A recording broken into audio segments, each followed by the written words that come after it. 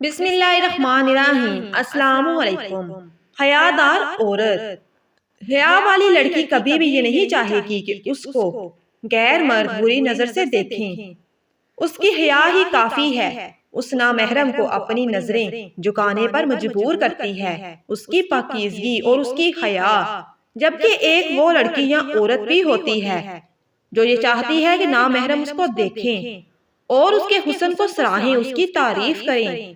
میرے خیال سے تو سارا اختیار ہی عورت کے ہاتھ میں ہوتا ہے۔ میں نے اپنی زندگی میں خود بھی دیکھا ہے کہ اگر لڑکی اپنی انگلی کسی لڑکے کو پکڑاتی ہے تو وہ لڑکا اس کا ہاتھ تھام لیتا ہے۔ ایسے ہی ہماری نوجوان نسل صرف غلط کاموں میں اور بہت سی گناہ کرنے میں بہت آگے جا چکی ہے۔ خدارا، اگر کسی مرد کو کوئی لڑکی پسند ہے تو وہ پہلے اس کے گھر نکاح کا پیغام بھجوائے، نکاح کے بغیر اس کو چھونے کی غلطی بھی نہ کرے۔